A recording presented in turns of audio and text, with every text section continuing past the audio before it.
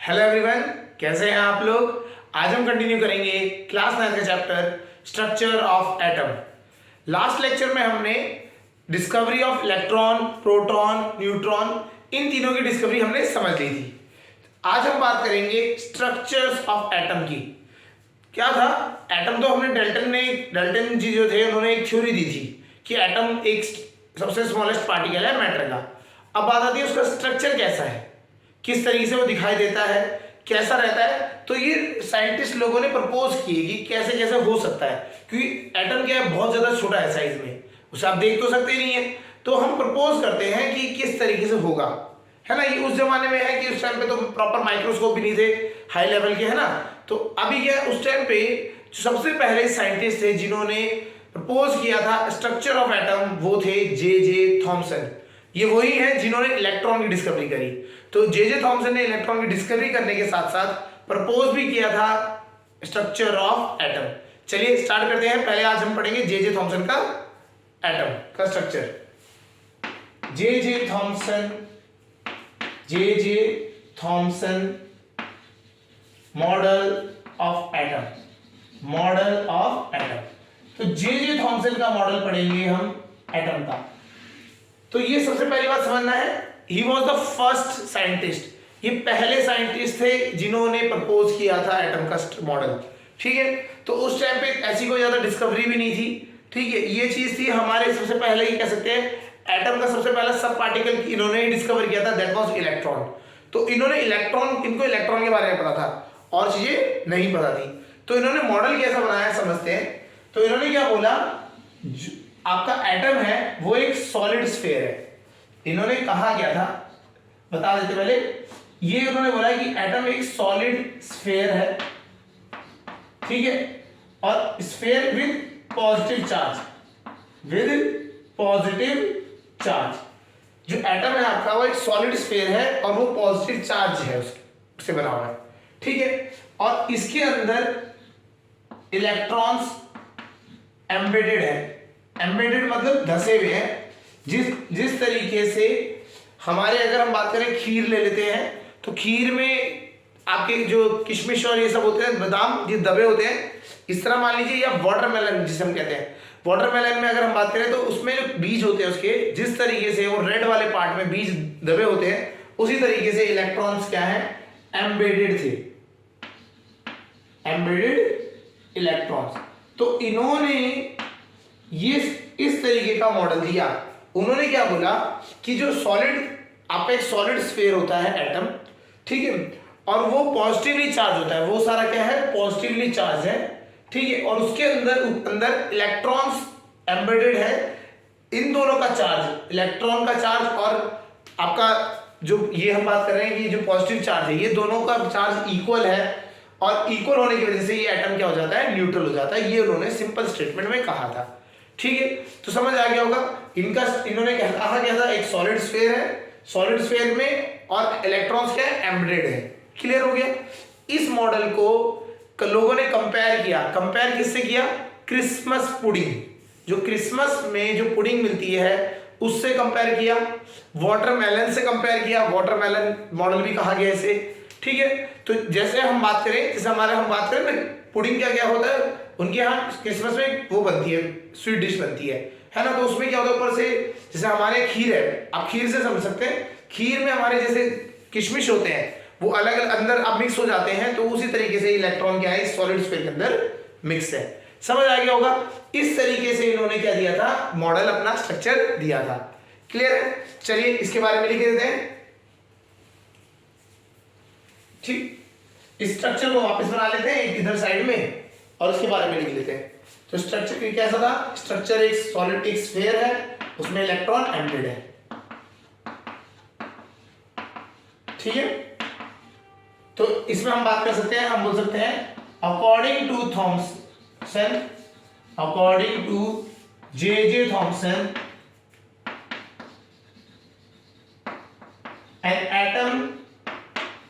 an atom is a solid sphere. Atom is a solid sphere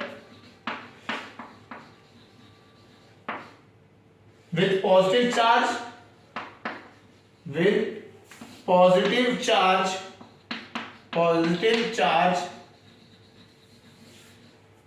in which electrons are embedded.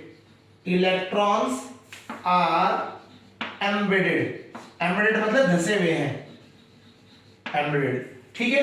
तो इस तरीके से clear हो गया। तो इस मॉडल को एक और नाम से जाना गया, इसका जो नाम था कंपैरिजन की वजह से क्रिसमस पुडिंग मॉडल भी कहा गया। क्रिसमस पुडिंग मॉडल इस मॉडल का नाम है ना, या फिर वाटरमेलन मॉडल, इस तरीके से ये इनके नाम रखे गए डिपेंडिंग ऑन जिसको जिस तरह से समझ आया, है ना।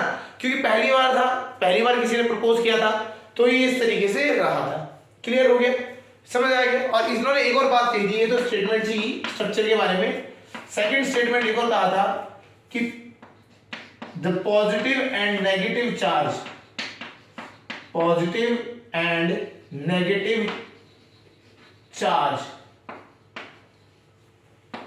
are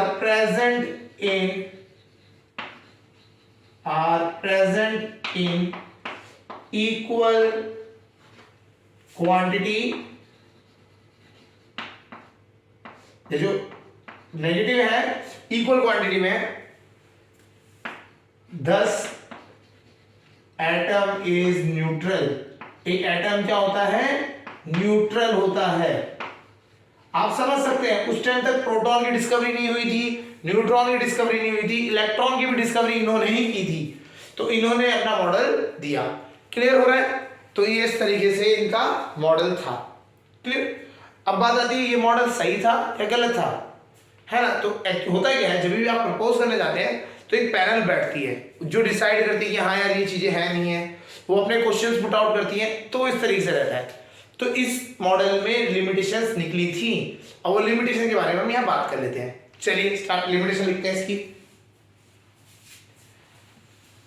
ये तो हो गया मॉडल, ठीक है। फर्स्ट मॉडल था तो बहुत बेसिक चीजें थी इसमें, ऐसा कुछ ज्यादा कॉम्प्लिकेटेड इन्होंने ज्यादा समझाया नहीं था। उसके बाद जो अदर एक्सपेरिमेंट्स आए या अदर मॉडल्स आए, रदरफोर्ड मॉडल, तो उनमें एक्सपेरिमेंट इन्वॉल्व थे। यहाँ पे ऐसा कुछ खास नहीं था, यहाँ पे तो क्या एक थ्योरेटिकल मॉडल था। तो इसकी लिमिटेशंस भी देखते हैं। लिमिटेशंस, इनकी लिमिटेशन समझते हैं। इनकी दो लिमिटेशंस थी। पहली लिमिटेशन क्या आती है, he was unable to explain the stability of atom. Explain stability of atom, stability of atom. अब स्टेबिलिटी कैसे है ये समझते हैं, ठीक है। अब आपको एक चीज समझाते हैं। हमें एक चीज पता है कि हमारे जो पॉजिटिव होते हैं, पॉजिटिव चार्ज, याद रखना, पॉजिटिव को क्या करते हैं, रिपेल करते हैं, धकेलते हैं दूर। सिमिलरली नेगेटिव एक दूसरे को क्या करते हैं, धकेलते हैं। एंड पॉजिटिव और नेगेटिव एक दूसरे को अट्रैक्ट करके न्यूट्रलाइज कर लेते हैं, ठीक है ना। तो ये इस तरीके से इनका चार्ज का रहता है कंसेप्ट। तो अभी इन्होंने क्या बोला, अगर आप थोड़ा सा समझे, इन्होंने बोला सॉलिड है, पूरा सॉलिड है, और ये क्या है, पूरा का पूरा पॉजिटिवली चार्ज है। पॉजिटिवली चार्ज मतलब हर जगह पे पॉजिटिव चार्ज पड़ा हुआ है ना। ये बहुत सारा पॉजिटिव चार्ज एक साथ पड़ा हुआ है। अब इनसे पूछ लिया कि भैया ये बताओ, पॉजिटिव तो क्या करते हैं, रिपेल करते हैं। तो ये सारे पॉजिटिव एक दूसरे को रिपेल करेंगे, दूर जाने की कोशिश करेंगे, और दूर जाने लगेंगे तो ये बस्ट कर जाएगा, मतलब एटम क्या होगा, फट जाएगा, है ना। तो मतलब इसका ये अनस्टेबल है। सेकेंडली इसमें आप बोल रहे हो इलेक्ट्रॉन भी है, तो ये इलेक्ट्रॉन्स और प्रोटॉन्स, ये इलेक्ट्रॉन्स और पॉजिटिव चार्ज, प्रोटॉन्स का डिस्कवर भी नहीं हुआ था उस टाइम पे। तो इलेक्ट्रॉन्स और पॉजिटिव चार्ज, पॉजिटिव और नेगेटिव चार्ज इतने क्लोजली कैसे रह रहे हैं। ये तो एक दूसरे को क्या कर देंगे, एक दूसरे को आके न्यूट्रलाइज कर देंगे, एक दूसरे में समा जाएंगे, है ना। तो मतलब इलेक्ट्रॉन्स जो है वो उस पॉजिटिव चार्ज के अंदर घुस जाएंगे और समा जाएंगे, तो ये तभी भी पॉसिबल नहीं है। तो एक्सप्लेन नहीं कर पाए थे कि ये इलेक्ट्रॉन्स और ये जो पॉजिटिव पार्ट है ये किस तरह से को एग्जिस्ट कर सकता है, क्लियर हो गया? तो इस सॉलिड में किस तरह से कोएग्जिस्ट कर रहा है ये उसको एक्सप्लेन नहीं कर पाए थे, तो इस पे कंप्लीट लिख लेते हैं। He was unable to explain the stability of atom, that is he was unable to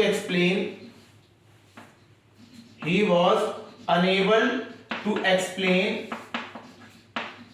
how positive and negative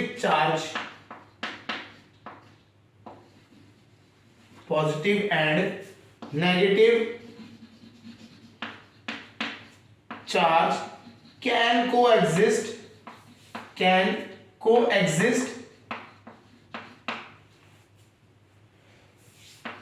in such a small space, in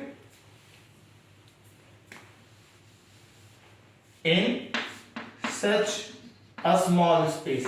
ये एक्सप्लेन नहीं कर पाए थे,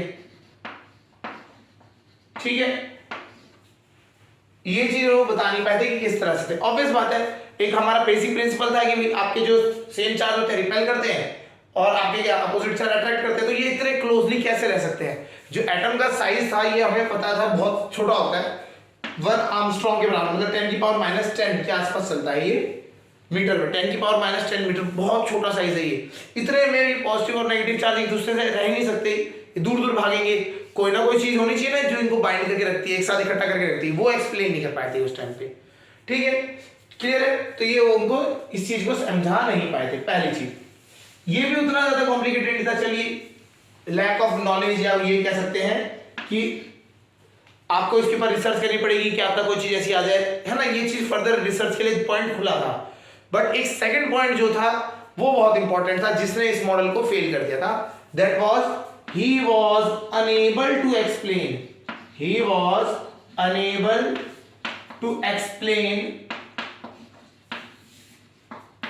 experiments,